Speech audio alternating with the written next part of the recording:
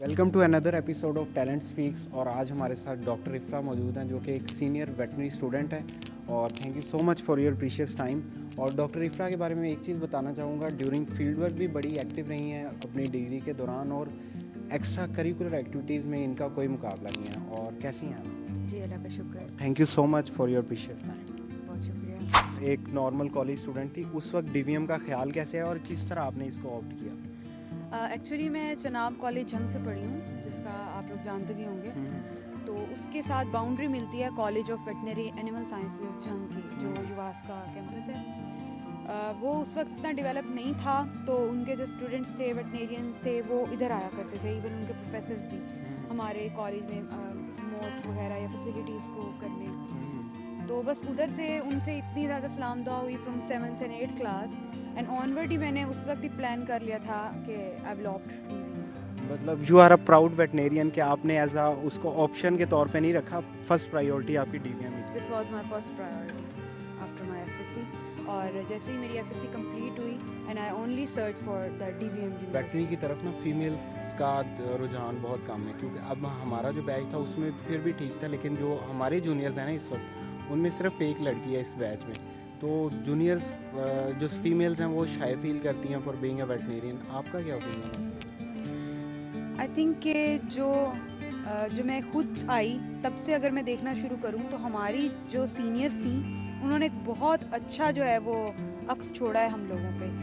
और आज मैं अपनी सीनियर्स को देखती हूँ, वो माशाल्लाह से बहुत अच्छी डेयरी सेक्टर में आप देखें, they are dairy girls working high in field में काम कर रही हैं, पोल्ट्री सेक्टर्स में है, मार्केटिंग में है, they are excellent in their working. तो जब हम ये देखते हैं और तो हमें लगता है कि हमें ये करना चाहिए। सेकंड बात जो मैं कहूँगी कि जो फीमेल्स हैं उनको ऐसी डिग्री को ऑप्ट करना चाहिए जिसमें सैचुरेशन कम हो। अब आप फार्मेसी या किसी भी को डिग्रेड नहीं कर रही, बट सैचुरेशन को देखना चाहिए। जिस डिग्री में सैचुरेशन कम हो आप ट्राई करें और उसका 5 साल बाद का स्कोप देखें। ये नहीं कि आज मैं जा रहा हूँ, आज ये स्कोप है। नो, आपको चाहिए कि आप 5 साल बाद का देखें कि उसमें क्या होगा, सैचुरेशन कितनी हो जाएगी। जब आप सैचुरेशन को देखते हुए डिग्री को ऑप्ट करेंगे तो ऑब्वियसली मैं कहूँगी कि फ़ीमेल्स को के लिए जो है वो डीवीएम और बीइंग वेटनेरियन बहुत अच्छा है। आप अपने पेट क्लिनिक्स को लें, दे आर मैनी फीमेल्स जो अपना इतना रिन्यूएबल जो है वो और बहुत ही अच्छा अपना एक सेटअप क्रिएट किए हुए हैं। और उन्होंने बहुत अच्छा, हमारी डॉक्टर रोमा है, उन्होंने यहीं से माशाल्लाह डीवीएम किया है। नाउ उनका इतना अच्छा क्लिनिक चल रहा है, बहुत अच्छा वो मैनेज कर रही हैं। तो आप पेट क्लिनिक्स अपने ओपन करें, आपके पास बहुत ज़्यादा जो है वो केसेस का रुझान है फीमेल्स की तरफ, और वो हैंडल कर सकती हैं, बेहतरीन सर्जरीज कर सकती हैं। और अगर आप लोगों को लगता है कि एक फ़ीमेल एनिमल्स को रिस्ट्रेन या हैंडल नहीं कर सकती, तो ये टोटली एक फ्लॉ है, क्योंकि ऐसा बिल्कुल लेम एक्सक्यूज है। That's a lame excuse. मेरी 5 साल डिग्री में मैंने बहुत ज़्यादा जो है वो लार्ज एनिमल पे केसेस भी इवन मैंने खुद जाके फील्ड में किए हैं एंड मैंने मैनेज किया उनको। क्योंकि ज़रूरी नहीं होता एक फ़ीमेल जो है अकेली वेटनेरियन कोई एनिमल को डील कर रही है तो वो खुद ही करे। डीलिंग का काम करने का जो एक ऑनर अपना जानवर लाता है, वो उसके साथ हैंडल करके ही काम कर रही है, तो उसने अपने स्किल्स शो करने हैं। तो एक मेल भी यही स्किल्स शो कर रहा है, एक फीमेल भी यही स्किल्स शो कर रहा है। तो मुझे नहीं लगता कि इसमें देयर इज़ नो डिफरेंस। समझा जाता है कि फ़ीमेल जो स्टूडेंट्स हैं उनके पास प्री इंटर्नशिप की अपॉर्चुनिटीज़ नहीं है। क्या वाकई ऐसा है? अगर नहीं है तो फिर किस तरह प्री इंटर्नशिप अपॉर्चुनिटीज़ कौन कौन सी है फीमेल? मैं ऐसा बिल्कुल नहीं समझती कि फ़ीमेल्स के लिए जो है वो इंटर्नशिप अपॉर्चुनिटीज़ नहीं है। क्योंकि अगर मैं अपनी बात करूं, और मैं अगर जो अपनी बात करूंगी आप उसे ऐसे ही कंसीडर करें कि मैं बाकी फ़ीमेल्स को भी एक जो है वो एडवाइस दे रही हूँ। वो ये है कि मैंने 2017 में एडमिशन लिया, 2018 की समर वेकेशंस हुई, आई गो फॉर CVH। तो कोई मसला नहीं है, आप हर घर के करीब है CVH है, CVDs है, यू कैन हर गो सिटी में देयर। आई थिंक हर सिटी क्या, सिटी के अंदर कोई 20-25 CVDs बनी हुई। Go for it. जहाँ केस रेशो है, आप दिन का एक केस भी सही से देखते हो तो दैट्स एनफ। और दूसरी बात, वहाँ पे VO हैं, VAs होते हैं, VAs तो नहीं, आप VOs के पास जाएं, वो ऑलरेडी ऑटोमेटिकली वहाँ पे हैं, आप उनसे बात करें, वो आपको बहुत कुछ सिखाएंगे। आप अपना इनिशिएट फर्स्ट ईयर से ही लें, ज़रूरी नहीं कि अभी आपने फिजियोलॉजी पढ़ी है, एनाटॉमी पढ़ी है, नो प्रॉब्लम, आपने आगे जाके करना तो है, आप अभी से हैंड ऑन प्रैक्टिस पे आएँ। दूसरा मैं आपको बताती चलूँ, मैंने कॉलवेट उनका आया, रिलीफ वर्कर है, रेस्क्यू के, उनने काम स्टार्ट कर दिया। और कोरोना के डेज़ में तो मैंने बेशुमार किए हैं। लाइक मैं आपके इर्द गिर्द कोई अच्छे डेयरी फार्म्स हैं, हर किसी के पेरेंट्स के कहीं ना कहीं जो होते हैं, कोई ना कोई जानने वाले होते हैं जिनके डेयरी फार्म्स होते हैं। अगर आपका ऐसा नहीं भी है तो आप अपने किसी करीबी डेयरी फार्म पे जाएं, आपको एफर्ट तो देनी पड़ेगी। घर से निकलेंगे तो ये काम होता है। मेरे घर से ऑलमोस्ट 25 किलोमीटर दूर था वो डेयरी फार्म जिस पे मैं जाती थी, और मैंने वहाँ जाके काम सीखा डेयरी सेक्टर में। ऑलमोस्ट 2 मंथ्स वहाँ लगाए। उसके बाद देन आई गो, मैंने अपने आप को एक मल्टी सेक्टोरल रखा है, किसी एक सेक्टर पे जो है वो मैंने स्टॉप नहीं किया। उसके बाद मेरे घर के करीब जो पोल्ट्री शेड थे, स्पेशली उनके ऑस्ट्रिच फार्म्स थे, मैंने उधर जाना शुरू किया ताकि मेरी हर तरफ से हैंड्स ऑन ट्रेनिंग पूरी हो। सिर्फ मैं पेट्स तक ना रह जाऊँ, लाइफ स्टॉक तक ना रह जाऊँ या पोल्ट्री तक ना रह जाऊँ। उसके बाद तो मैं यही कहूँगी कि एक फ़ीमेल को ये हौसला रखना पड़ता है, क्योंकि अगर आपने फील्ड ऑप्ट कर ली है तो आपने वो काम आज भी करना है, अपनी डिग्री के बाद भी करना है, तो अभी से क्यों नहीं, ताकि आप जो है अपनी जो आपको शर्म या कोई मसला है या जानवरों के साथ कोई बिहेवियर वाइज इश्यूज है तो आप उनको ख़त्म करें, क्योंकि अब आप आ चुकी हैं, अब आपके पास बैक कोई रास्ता नहीं। और थर्डली मैंने जो एक पसंद की इंटर्नशिप की वो मैंने मार्केटिंग की, क्योंकि आई थिंक पाकिस्तान में मार्केटिंग का सबसे ज़्यादा स्कोप है। और अगर आप अर्न करना चाहते हैं तो that is highly paid words. तो मैंने मार्केटिंग के लिए इंटर्नशिप अगेन, जब 2021 में दोबारा लॉकडाउन लग गया, आई वाज फिर से हम फ्री थे, तो हमने सोचा कि अब क्यों ना अब इस सेक्टर को भी चुना जाए। तो प्रिग्स फार्मास्यूटिका एक अच्छी लगी, हमने उसमें जाकर काम स्टार्ट किया, मार्केटिंग, उनके मैन्युफैक्चरिंग, वो भी मैंने सीखा। तो मैं यही अपॉर्चुनिटी दूंगी सबको भी कि अगर कोई आना चाहता है तो मेरे से बिल्कुल रब्ता भी कर सकते हैं इस मामले में। और सेकेंडली आपको देनी पड़ती हैं एफ़र्ट, आपको खुद रेफरेंस बनाने पड़ते हैं। आज का सोशल मीडिया का दौर है, आपको फार्मास्यूटिकल कंपनीज, वेटनरी, उनका सबका लिंक आपको ऑनलाइन मिल जाता है सबका।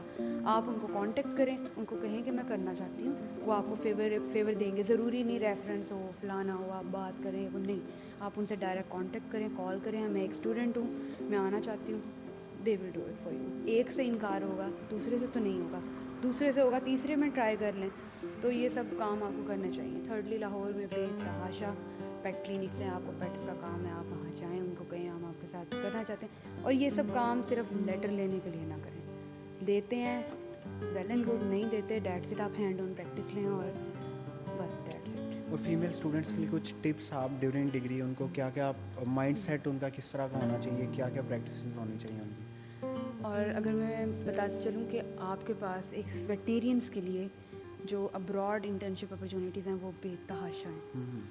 When I was in 6th semester मैंने इनको सर्च करना स्टार्ट किया and I found there are lot of कि आप किस में अप्लाई करो। बहुत अपॉर्चुनिटीज़ हैं, आप लोग बस सोशल मीडिया को, वेबसाइट को सही तरीके से आप इस्तेमाल करना शुरू करें, आप लोग देखेंगे कि बेतहाशा हैं। Dubai, coin, Barcelona, bio centres हैं, तो वो आपको फुली फंडेड, ये नहीं कि आपको उसमें इन्वेस्ट करना पड़ रहा है या कुछ, no, they are fully funded, just apply for it.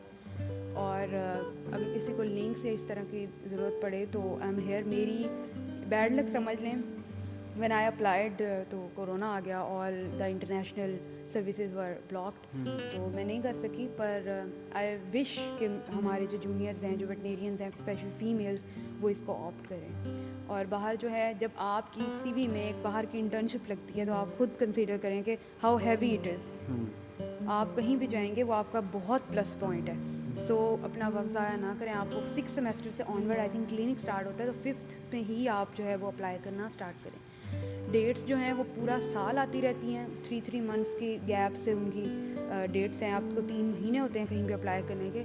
Teachers को अपना रिकमेंडर बनाएं, उनसे जो है आप इसके मामले में बहुत, मेरे जो है TVM के जो टीचर्स थे उन्होंने दे हेल्प्ड अ लॉट, उन्होंने मेरे इस बात में बहुत ज़्यादा साथ दिया, उन्होंने रिकमेंड किया मुझे प्लेसेस पे।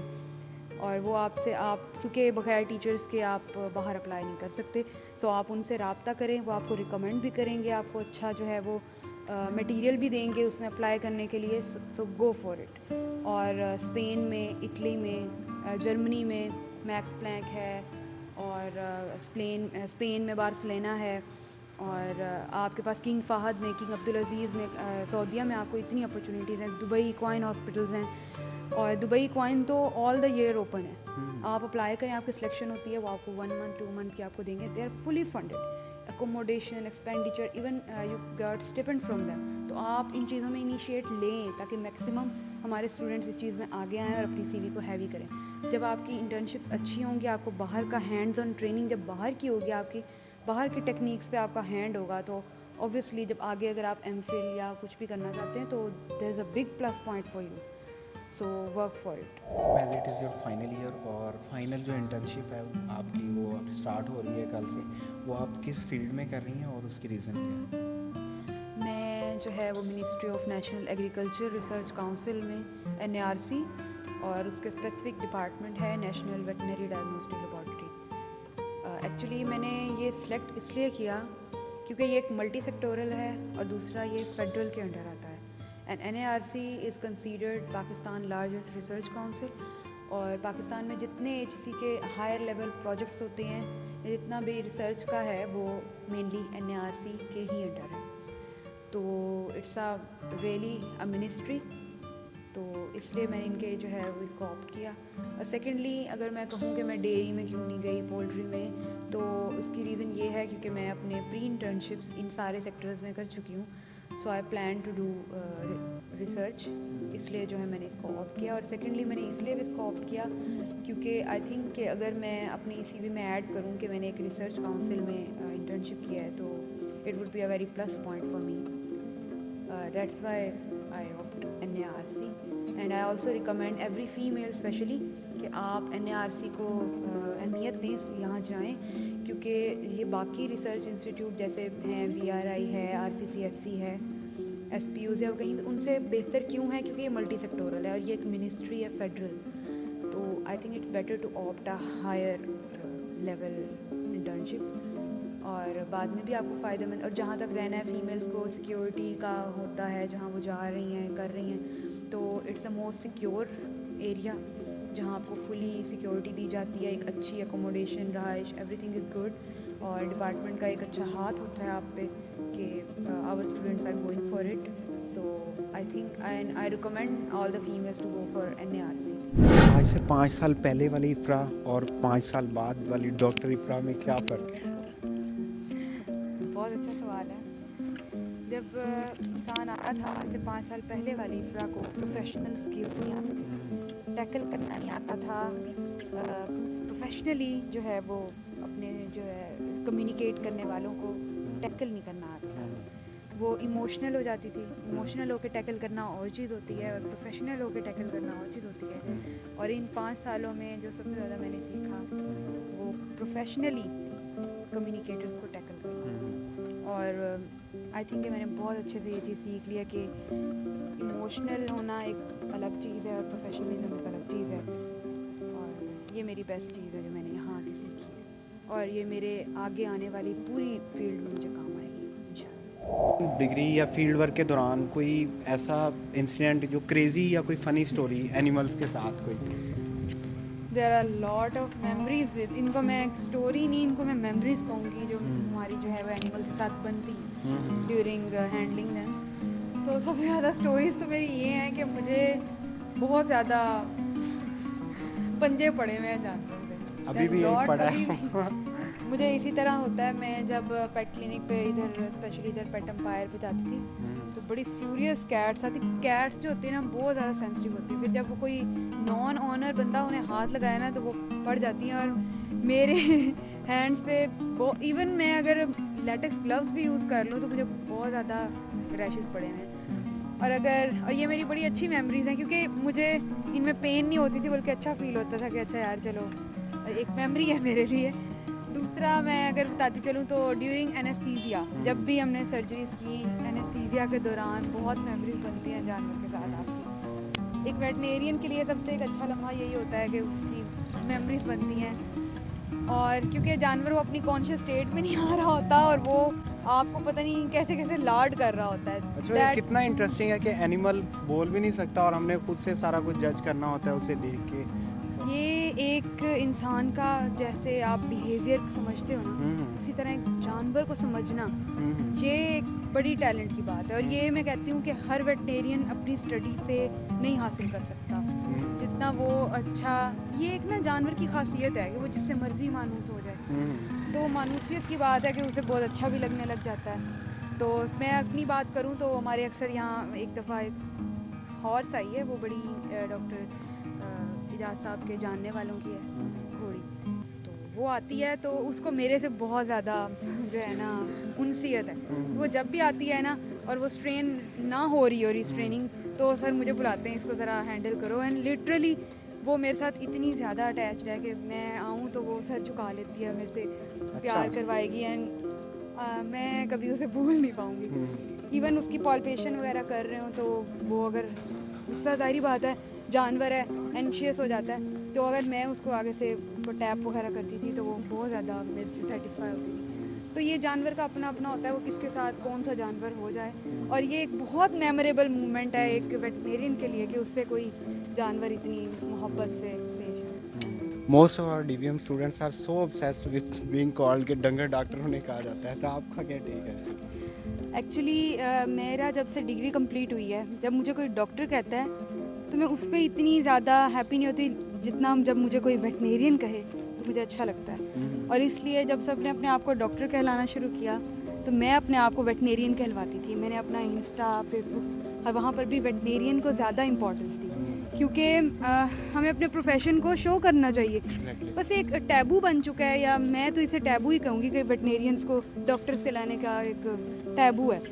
आई think it's better to say कि हम वी आर वेटनेरियंस। यस। और ये एक बहुत बड़ा आपका नेम है। आप कभी यूरोप में, अमेरिका में जाएं, आपको पता लगे कि कितना ज़्यादा, ये देखें, ये मानो how cute. Obsessed she is with me. मुझे बड़े गुस्से से देख रही है। बट एक्चुअली वेटनेरियंस ये लव है, ये एनिमल्स के साथ जो एक स्पिरिचुअलिटी है। ये वेटनेरियन है। और अगर आपको कोई डंगर डॉक्टर कहता है, लिटरली मुझे, मैं नहीं जानती बाकियों को कैसा लगे, मुझे खुशी होती है। और अक्सर जगहों पे जब मैं जाऊँ तो लोगों को समझ ही नहीं आती, मैं जब कहती हूँ आई एम अ वेटनेरियन, तो अक्सर लोगों को वेटनरी का मतलब नहीं पता। तो मैं फिर उनको जब डिटेल में बताती हूँ तो मैं कहती हूँ डंगर डॉक्टर हूँ मैं। And they had a laugh, और मैं उनके साथ हंसती हूँ। Yes I am, proudly I can say yes I am. So we are proud veterinarian. So thank you so much for your precious time, और हमें बड़ा मज़ा आया, और एंड पे हमें ये क्यूट ही मिल गई। थैंक ओके, यू सो बहुत मच। शुक्रिया आपका भी। और आप लोगों को अल्लाह बेहतरी लाए आप लोगों की डिग्री में भी, और आपको आगे कामयाब करें इंशाल्लाह। Best thank you. Wishes for you.